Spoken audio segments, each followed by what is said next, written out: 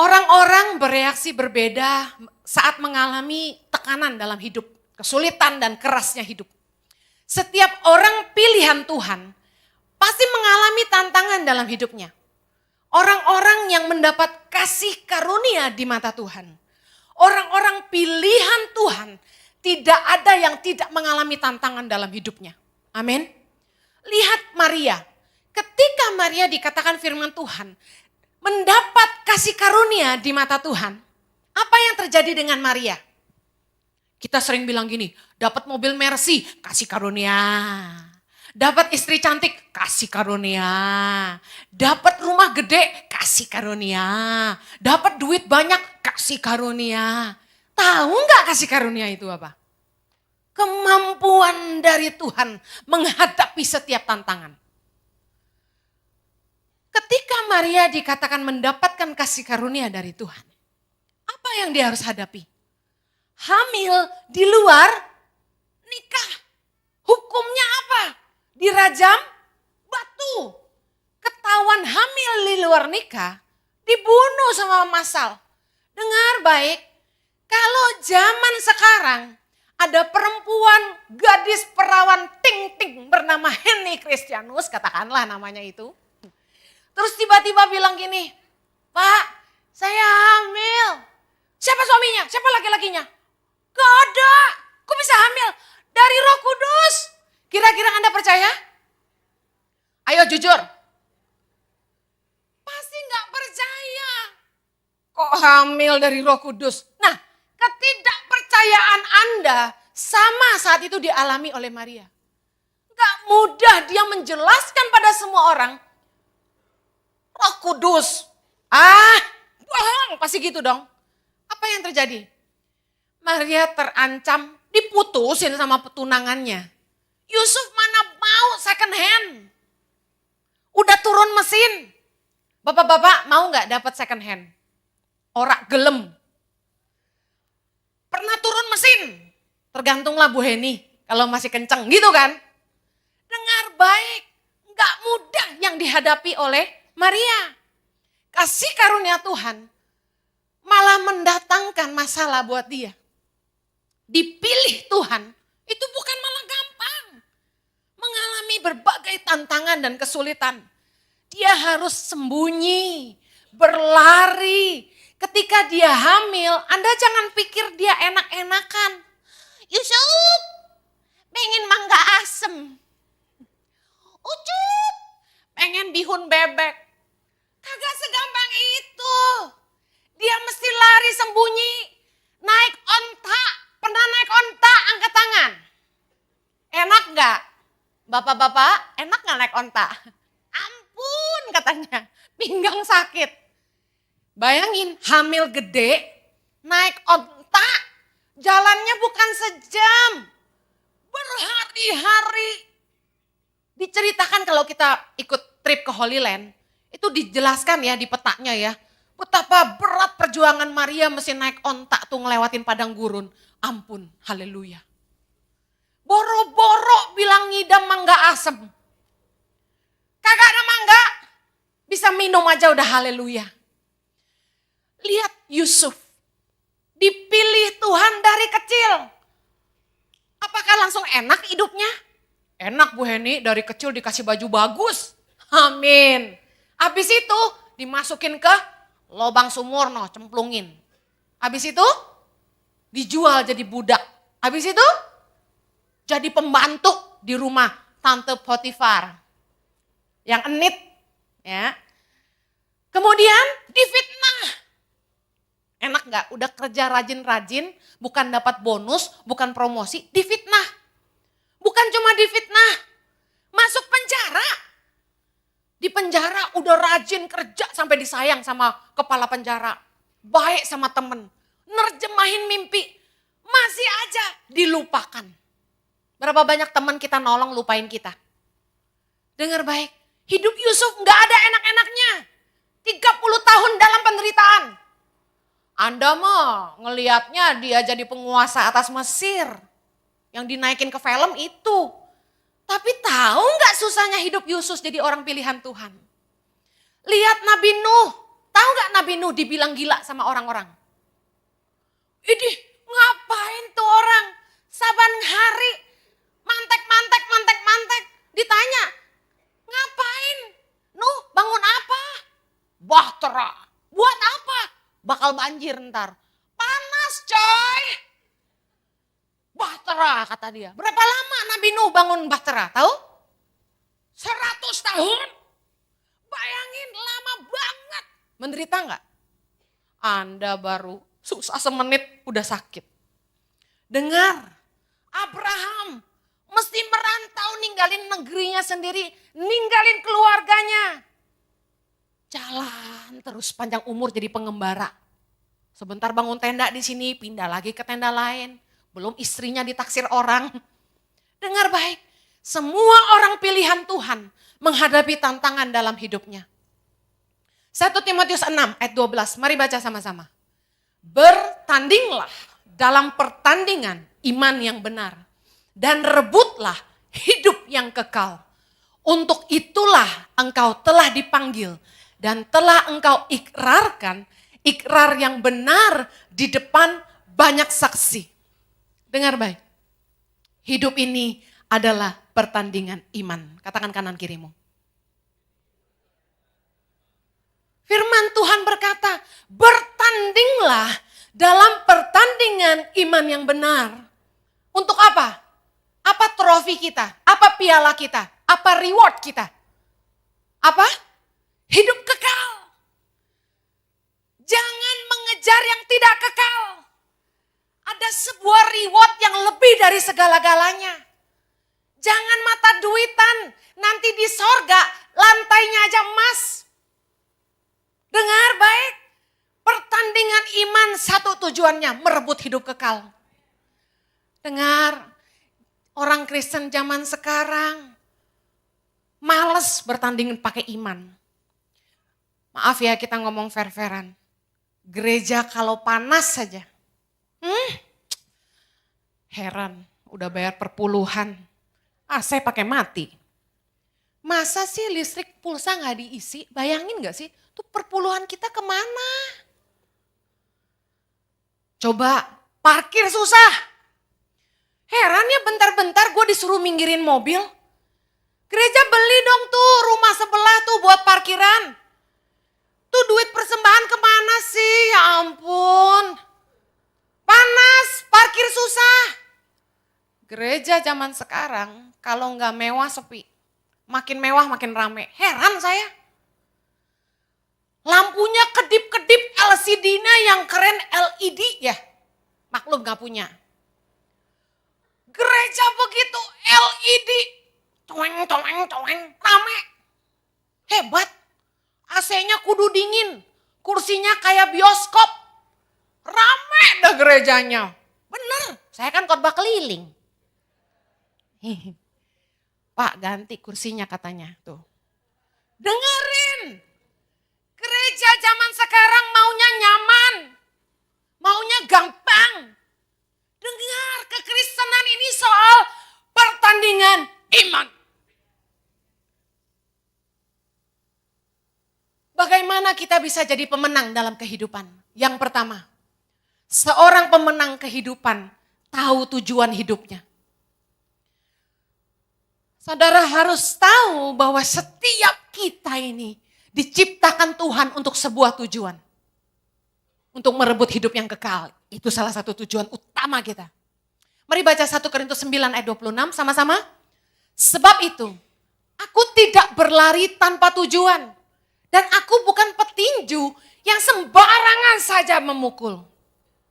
Saya mau cerita, orang Kristen sering salah bertanding. Sebenarnya tujuan Tuhan dalam hidup dia adalah jadi pelari. Tapi dia sibuk ngapain? Belajar masak. Sebenarnya tujuan Tuhan dalam hidup dia jadi polisi. Tapi dia sekolahnya akuntansi. Orang Kristen sering tidak mengerti tujuan hidupnya. Akibatnya mereka tidak menang dalam pertandingan iman. Matius 7 ayat 21 sampai 23 bicara soal apa? bukan orang yang berseru Tuhan, Tuhan yang masuk dalam kerajaan sorga. Melainkan mereka yang melakukan kehendak Bapakku yang di sorga. Tahu kagak tujuan Tuhan dalam hidupmu? Saya cerita kegagalan saya deh. Jadi orang Kristen. Dari sejak saya kenal Tuhan tahun 94. Gereja tuh ngajarinnya pelayanan dong. Gereja tuh kalau kita baru datang ya. Biasanya diinjilin dulu, habis itu disuruh ikut pemuritan, ikut Bible study, masuk ke komsel. Habis itu kalau udah baptis, udah ngerti firman, disuruh pelayanan. Pelayanan di gereja dimulai dari mana? Pintu.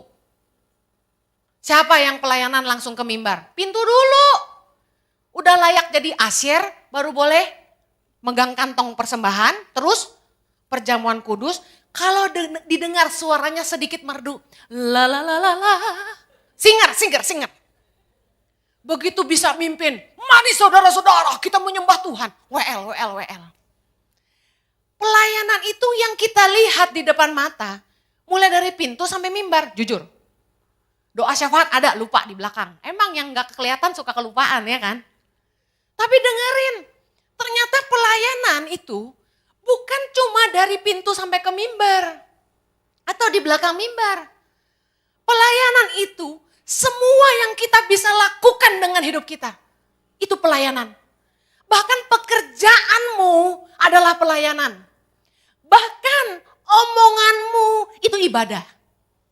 Firman Tuhan berkata, persembahkanlah tubuhmu sebagai persembahan yang hidup. Anda harus mengerti, penyembahan itu gak bicara soal lagu pelan, lagu cepat. Penyembahan adalah hidupmu yang mempermuliakan Tuhan. Hidup adalah ibadah. Your life is your worship. Makanya orang Kristen kenapa di gereja kayak malaikat.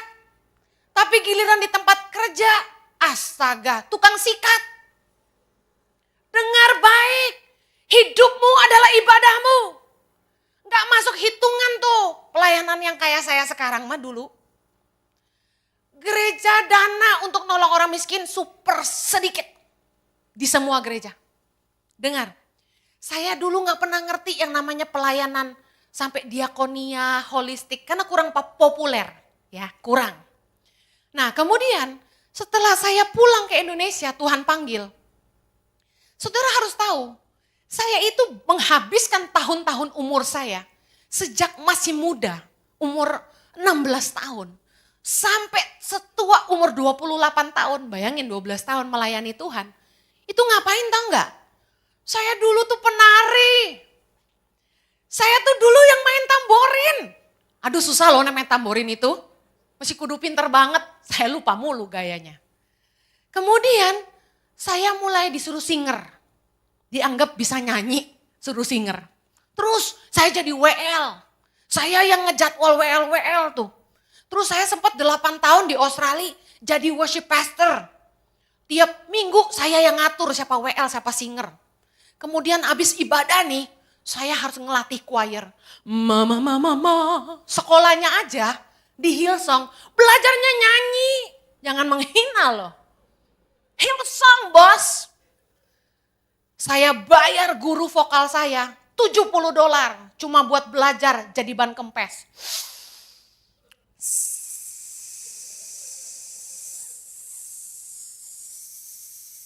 Lagi.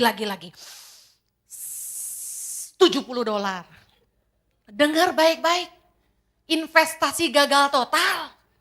Orang kalau nggak ngerti tujuan hidupnya, dia pelayanan tuh yang dianggap jempol. Memuliakan Tuhan, membawa hadirat Tuhan. Apaan? Tuhan gak pernah panggil saya untuk jadi worship leader di gereja. Tuhan ternyata manggil saya buat nolong orang miskin. Gak nyambung sama sekolahnya. Sia-sia tuh investasi saya $70 sejam tuh. Saya nyanyi hari ini, kagak ada yang mau bayar. Saudara enak aja gak denger saya nyanyi. Saya bayar tuh buat belajar nyanyi. Dengar, orang banyak tidak ngerti tujuan Tuhan dalam hidupnya. Investasi waktu dan uangnya di tempat yang salah. Coba kita belajar cari tahu apa yang Tuhan mau buat hidup kita. Gak buang-buang waktu kita. Amin. Saya menyesal baru mengerti ayat yang berikut ini, Mazmur 139 ayat 16. Setelah saya dewasa. Baca sama-sama. Matamu melihat selagi aku bakal anak. Dan dalam kitabmu semuanya tertulis. Hari-hari yang akan dibentuk sebelum ada satu pun daripadanya. Kitab kehidupan. Tercatat nama kita. Lengkap dengan tujuan Tuhan untuk kita. Baca ayat ini baik-baik. Tuhan tulis hari-harinya yang akan dibentuk sebelum ada satupun daripadanya. Jadi ketika kita ada di rahim ibu kita, Tuhan itu mulai catat rencananya untuk hidupmu. Amin. Saudara harus tahu bahwa Tuhan punya tujuan yang khusus untuk kita masing-masing. Jangan tanya hamba Tuhan. Pak, doa puasa Pak. Buat saya, kira-kira jodoh saya siapa? Dikira kita dukun apa? Pendeta aja suka gak tahu jalan hidupnya. Bagaimana mau nanya dia? Baca Matius 7, 22, 23. Itu siapa yang ditolak sama Yesus? Hamba Tuhan. Kenapa? Mereka gak ngerti kehendak Tuhan. Kita mau nanya hamba Tuhan. Dengar, berdoa sama Tuhan. Yang saya lakukan selama saya di Indonesia di awal-awal tahun 2006 ketika Tuhan panggil Heni selamatkan generasi. Tuhan tuh gak langsung bilang gini, oke, Heni, bangunlah sebuah yayasan. Di sana engkau akan memberi makan 5.000 anak. Aku akan menyertai engkau dengan luar biasa. Gak ada apa seperti itu. Saya cuma dipesan gini, Heni selamatkan generasi. Saya doa Tuhan apa yang engkau mau aku lakukan. Doa pagi siang malam. Cuma nanya gini, Lord, what do you want with my life? Tuhan mau apa dengan hidup saya?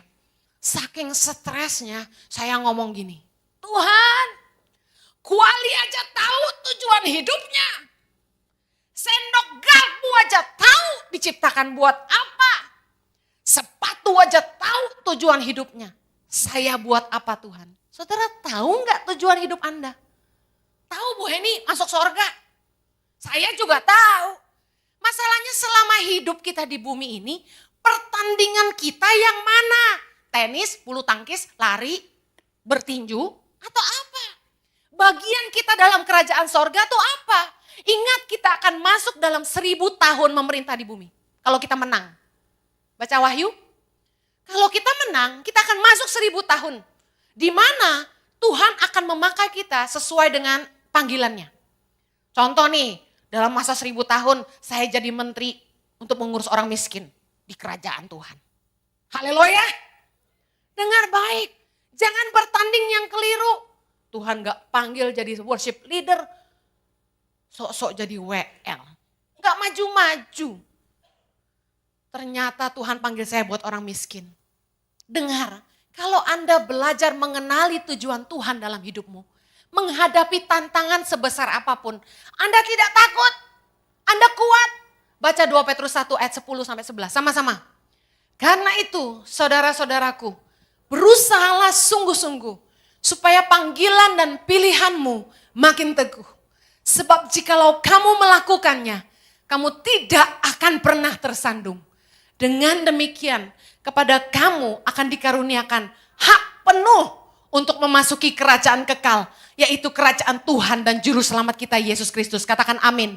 Tadi firman Tuhan bilang, kita bertanding dalam pertandingan iman untuk merebut hidup yang kekal. Amin. Gimana caranya kita bisa mendapat hidup yang kekal? Bertandinglah dalam pertandingan yang Tuhan tentukan bagimu. Kejar sungguh-sungguh panggilanmu. Saya mau kasih tahu, kalau Anda ngerti tujuan hidup Anda tahu Tuhan memanggilmu untuk apa? Apa lalu tidak ada tantangan? Banyak. Tapi karena engkau sudah tahu tujuan hidupmu, engkau berlari terus untuk menggapainya. Meskipun banyak sekali tantangan di depan matamu. Saudara, dalam 1 Korintus 16 ayat 9 dibilang gini.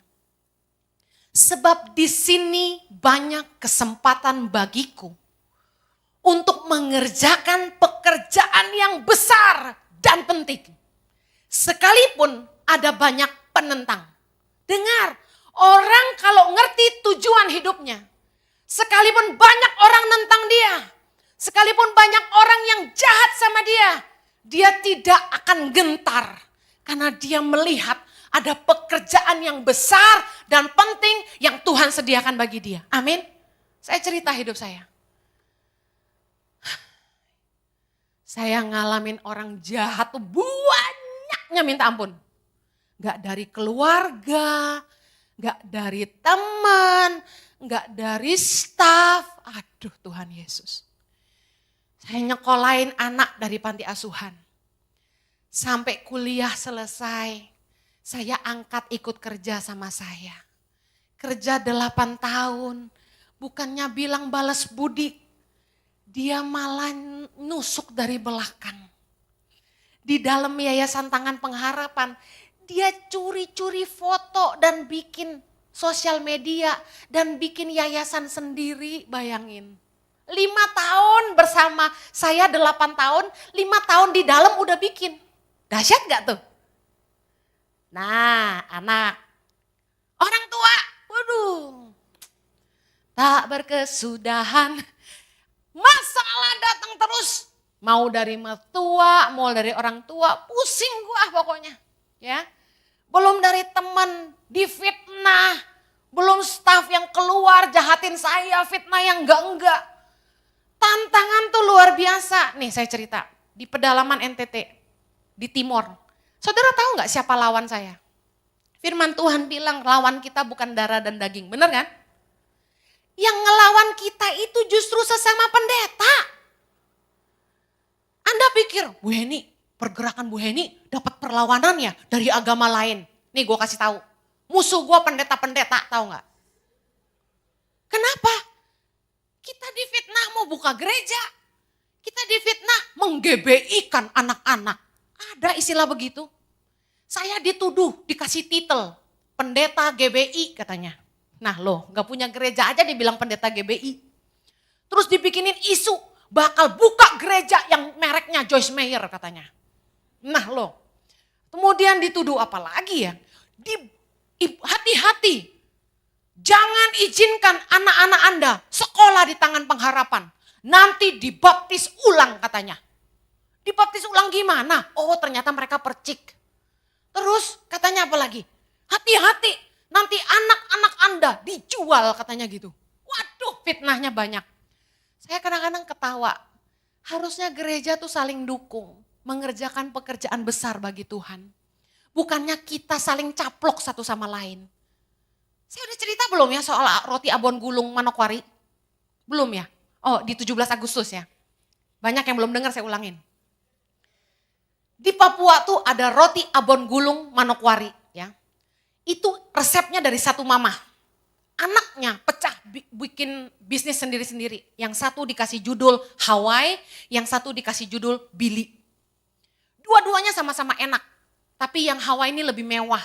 Ada kafenya jual kopi wamena. Hauce. Dengar? Hauhe ya. Kemudian mereka pasang iklan di koran. Tidak buka cabang. Padahal mah resepnya dari satu mama. Rasanya sama-sama hauce. Tapi bayangin, gak ada yang bisa misahin darah katanya. Katanya suami istri bisa diganti, anak kagak. Karena darah. Adik kakak juga gak bisa dipisahin. Tapi Cien bisa misahin darah. Orang demi duit pecah kongsi, engkau sama adek bisa buka beda merek padahal satu resep. Bisa sama-sama tulis tidak buka cabang.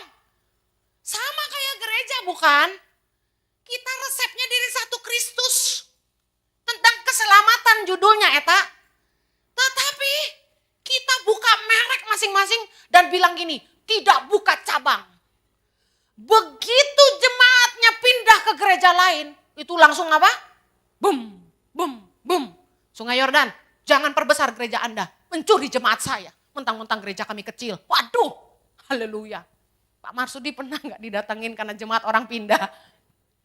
Beraninya gereja besar pakai singer WL yang bagus-bagus, nyedotin gereja orang. Jangan gitu kan. Ributnya urusan gereja tuh gak penting. Yang penting itu menyelamatkan jiwa.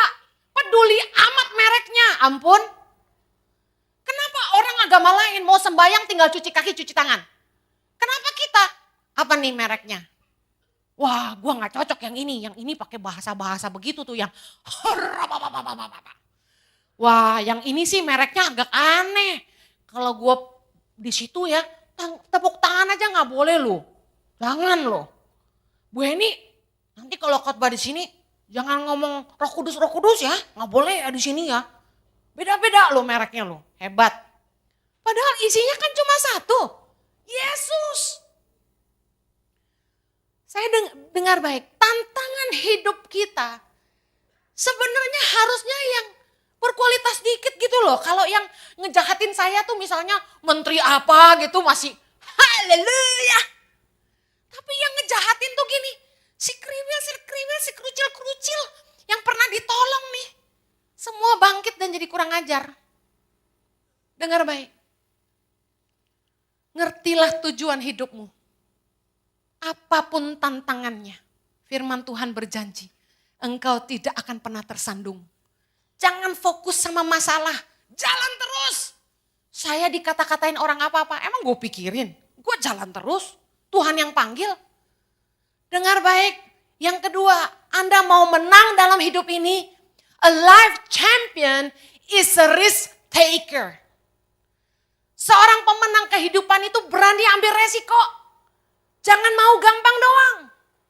Seorang pemenang kehidupan itu tidak takut menghadapi tantangan dan tidak mencari hidup yang gampang. Orang-orang yang selalu cari jalan yang mudah itu nggak pernah belajar apa-apa. Bapak Ibu yang punya uang, punya harta, punya warisan, perusahaan buat anak-anakmu. Dengar, ini nasihat. Izinkan anakmu memulai dari bawah. Biarkan dia mulai dari nol. Supaya dia ngerti beratnya berjuang. Kemudian di perusahaan pun perlakukan dia sama seperti karyawan dan suruh mulai dari bawah. Kalau petenteng pulang dari luar negeri langsung duduk di atas, saya kasih tahu, enggak becus apa-apa anak itu. Saya bersyukur sebagai founder Yayasan Tangan Pengharapan, saya mulai semuanya dari nol.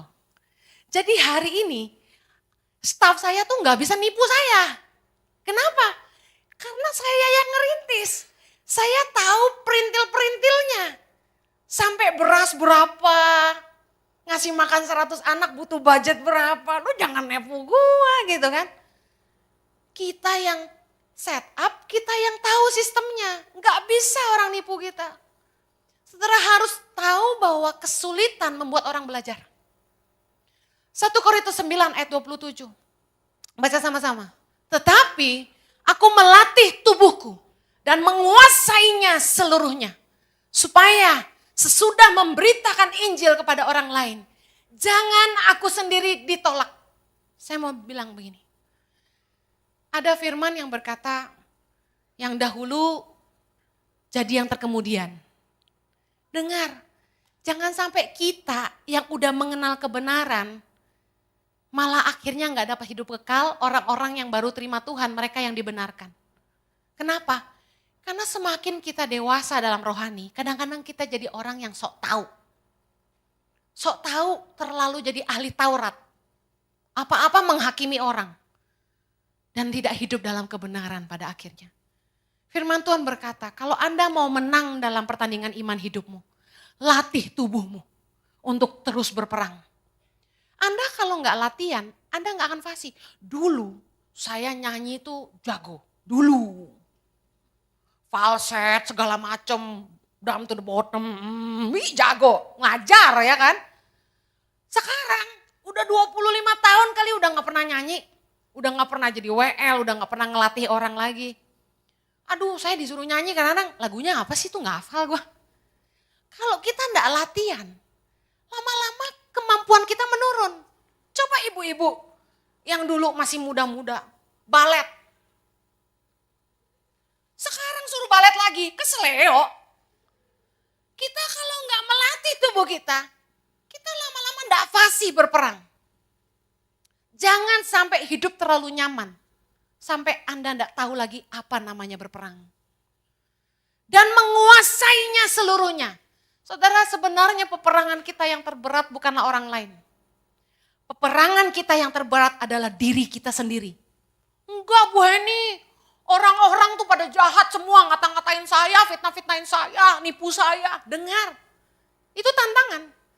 Tapi yang terberat adalah mengalahkan kesombonganmu. Yang terberat adalah mengalahkan keegoisanmu. Yang terberat adalah mengalahkan dirimu sendiri untuk tidak membalas kejahatan dengan kejahatan. Waktu orang jahat sama kita pikir itu lawan kita. Itu pencobaannya, bukan. Pencobaan yang terbesar adalah kita belajar sabar. Ujian yang terbesar adalah ketika kita belajar menguasai diri kita. Jangan marah. Pendeta juga manusia. Lu doyan bakmi, gua apalagi? Muka bakmi. Maaf, Anda suka B2, saya apalagi? Doyan. Kita sama-sama manusia. Tapi masalahnya hamba Tuhan dituntut gak boleh marah. Hamba Tuhan kalau dijahatin ngalah aja. Kan gitu. Dengerin. Tuntutan seorang hamba Tuhan untuk menjaga emosinya. Itu beratnya luar biasa. Sama orang-orang yang kurang ajar tuh rasanya gini. Nih ya, secara manusia nih, jujur nih gue. Gue pengen tonjok aja tuh. Mulutnya pengen gue pegang, gue tarik. Ngomong sembarangan lu. Manusianya, ngerti ya? Masa saya difitnah yang enggak gitu kan, ngeselin gitu. Pengen gue tarik lidahnya, gue betot, gue lepas lagi. Kesel gitu loh. Tapi karena ngerti firman, Bapa, ampunilah mereka. Karena mereka tidak tahu apa yang mereka perbuat. Sampai nangis kadang-kadang. Menahan amarah sendiri. Sampai menginjak harga diri saya sendiri. Sampai dulu saya ya, kalau diomongin orang tuh tersinggung tuh sampai kurang ajar, ngerusak nama baik gue. Tiba-tiba Roh Kudus ngomong gini, emang penting nama kamu? Sedap gak tuh? Nama kita gak penting. Yang penting nama Tuhan gak boleh dipermalukan. Kita ngebelain harga diri kita. Kita berantem sama orang. Kurang ajar kamu ngatain saya kamu ya. Waduh, kita mikir gak nama Tuhan dipermalukan karena kemarahan kita? Jangan bertengkar. Jangan maki-maki orang. Jangan belagu meskipun kaya. Yang kita masih pikirin tuh gini, jangan sampai nama Tuhan dipermalukan dalam hidup kita. Oleh karena itulah kita harus menguasai kesombongan kita. Kita gak senang diomongin orang. Saya mau kasih tahu, sebenarnya yang tersinggung itu egomu. Anda diomongin orang gak terima. Itu sebenarnya Tuhan lagi menghancurkan kesombonganmu. Sampai engkau bilang gini, nama saya gak penting. Saya bukan milik saya milik Tuhan. Amin. Ketika orang menjegal jalan kami, saya udah pernah ceritakan, Jojo sampai gak boleh khotbah di 6 gereja besar di Indonesia, bahkan sampai luar negeri. Cuma gara-gara urusan kaos itu. Kami berdua cuma bisa nangis saja. Mau melawan siapa? Mau marah sama gereja? Gak ada gunanya. Kami cuma bilang gini, Tuhan engkau maha besar. Tuhanku maha besar, amin. Kita dipercaya Tuhan ngasih makan ribuan anak. Kita dipercaya Tuhan ngobatin orang sakit tuh 1000-an tiap bulan. Kita dipercayain Tuhan melatih petani tuh ratusan kampung.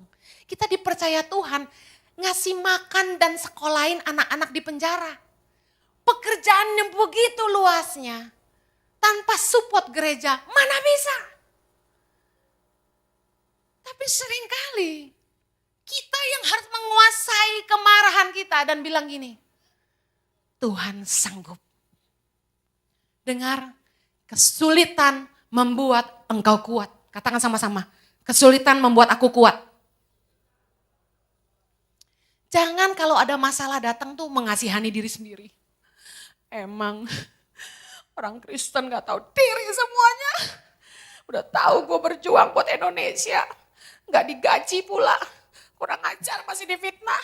Gue batik aja beli, kaos aja beli gak diskon. Masih difitnah. Dengerin, kalau saya kayak gitu, semangatnya habis. Boro-boro menangin Indonesia. Anda harus tahu bahwa roh mengasihani diri sendiri adalah musuh. Musuh di dalam dirimu yang kau harus kalahkan.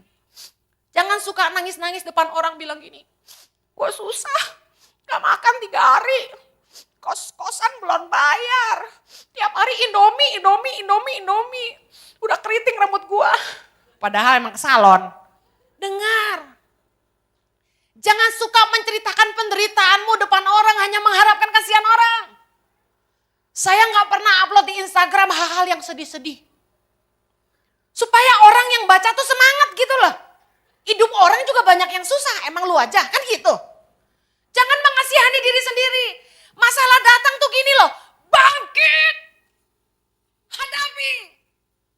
Dengar, Mazmur 144 ayat 1. Mazmur Daud bilang gini, terpujilah Tuhan gunung batuku, yang mengajar tanganku untuk bertempur dan jari-jariku untuk berperang. Saya mau kasih tahu, tidak ada pahlawan-pahlawan iman yang tidak mengalami kesulitan. Jangan cengeng. Katakan kanan kirimu, jangan cengeng. Haleluya. Dengar baik, dengar baik. Pemenang kehidupan adalah orang-orang yang punya iman. A risk taker. Tahu nggak apa arti iman? Iman sama dengan ambil resiko. Iman itu kan sesuatu yang kita percayai meskipun tidak melihat. Believing even though not seeing. Percaya meskipun tidak melihat. Itu iman. Berarti Anda harus berani ngambil resiko. Anda berani naruh uang Anda di investasi yang high risk. Kenapa untuk iman dalam hidup tidak berani? Dengar. Kalau Anda punya iman. Dengar ini baik-baik. God can use anyone, even your enemies. God can use anything, even your problem, to bring you to His perfect plan. Tuhan bisa pakai siapa saja, termasuk musuhmu. Dan Tuhan bisa pakai apa saja, termasuk masalahmu. Untuk membawa Anda masuk dalam rencananya yang sempurna. Dengar, dari kecil hidup saya gak pernah mudah. Umur 10 tahun sudah ditinggal orang tua. Berjuang hidup dari kecil. Sampai besar saya tidak pernah dididik orang tua. Umur 18 tahun, 17 tahun dikirim mamah ke Australia. Dikirain mau disupport. Enggak, sekolah setahun doang dibayarin. Habis itu saya harus jualan. Tiap Sabtu Minggu saya jualan. Jualannya gimana? Saya keluar masuk supermarket, cari minuman soda kalengan yang lagi sale. Saya beli, saya angkat berat-berat, bawa ke gereja, pakai ember, saya kasih es batu.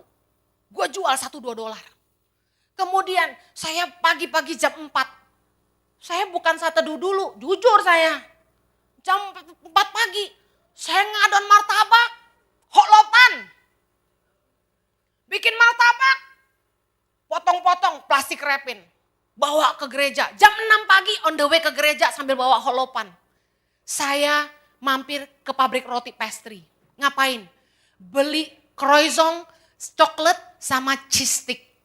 Saya beli dari pabrik 1 dolar. Saya jual di gereja 2 dolar, ngaku 2. Saudara, saya membiayai gak cuma hidup saya. Saya kasih jajan ke koko saya. Kita berdua gak disupport mama. Koko gak kerja, cuma kuliah. Jadi saya dagang tuh, nerima pesanan martabak. Sekarang udah lupa, jangan nanya lagi ya. Saya dagang nasi kuning. Ada enci-enci nitip 3 dolar, saya jual 5 dolar. Lumayan lah untung 2 dolar. Saudara, saya jualan buat bayar kos. Saya sampai tidur di ruang tamu. Gak sanggup bayar kamar. Jualan tuh abis WL. Yeah, haleluya. Gue turun, buka lapak. Nah yang saya kesel tuh gini, kenapa dari gue kecil sampai gue setua ini buka lapak mulu ya. Konglomerat datang dong. Capek gue dagang mulu. Dari kecil saya hidupnya susah bener. Aduh, saya pernah dijadiin pembantu di rumah orang kaya.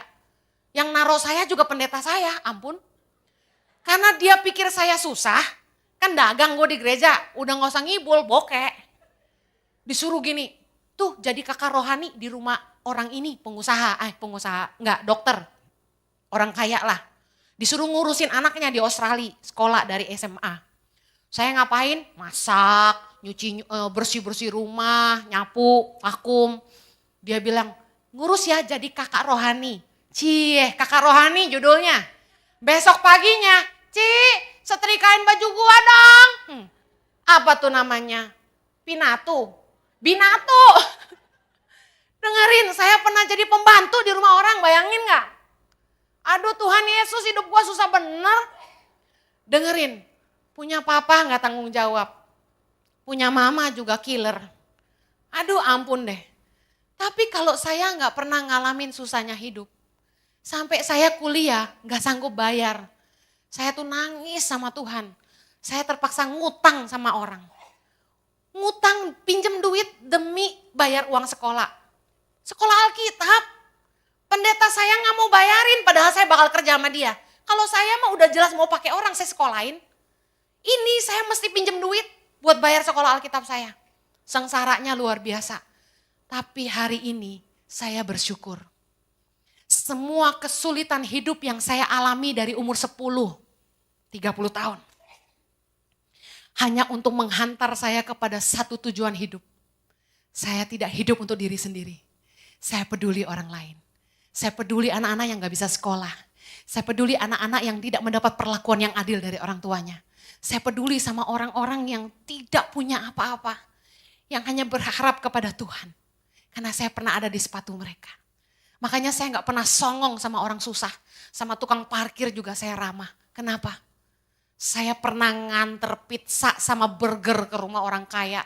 Gue kasih tahu, udah gelap, hujan, nyasar, basah kuyup sampai di depan rumahnya. Boro-boro dikasih tips. Kamsia juga enggak. Ngambil dia masuk. Sejak hari itu jadi sebuah pembelajaran penting. Saya makan dimanapun saya kasih tips. Kalau Anda kaya nggak pernah ngasih tips, pelit loh gue bilangin. Dengar, yang ketiga, pemenang kehidupan. Prinsipnya adalah hidup dalam kebenaran. Filipi 2 ayat 16, baca sama-sama. Sambil berpegang pada firman kehidupan, agar aku dapat bermegah pada hari Kristus. Bahwa aku tidak percuma berlomba, tidak percuma bersusah-susah. Dengerin, ketika Anda sudah capek berlomba dalam hidup ini, melewati banyak kesulitan, tantangan, tekanan, siksaan. Dengar, jangan tidak berpegang pada kebenaran. Karena pada akhirnya menjadi sia-sia semua jerih lelahmu, pengorbananmu, kalau engkau ditolak di pintu sorga. Kita gak dapat bagian karena tidak pegang kebenaran. Yang seringkali orang Kristen keliru lakukan adalah begini. Dia ngalami kesusahan, tapi dia tidak pegang kebenaran, dia mencuri. Dia menipu, dia sikat orang lain. Dari kecil ini prinsip saya. Yang pertama, saya tidak boleh aji mumpung. Yang kedua, saya tidak boleh meminta-minta. Yang ketiga, saya tidak boleh jadi beban bagi siapapun. Pastikan hidupmu jadi berkat. Jangan pernah punya motivasi berharap orang lain. Berharaplah kepada Tuhan yang kita yang luar biasa. Amin.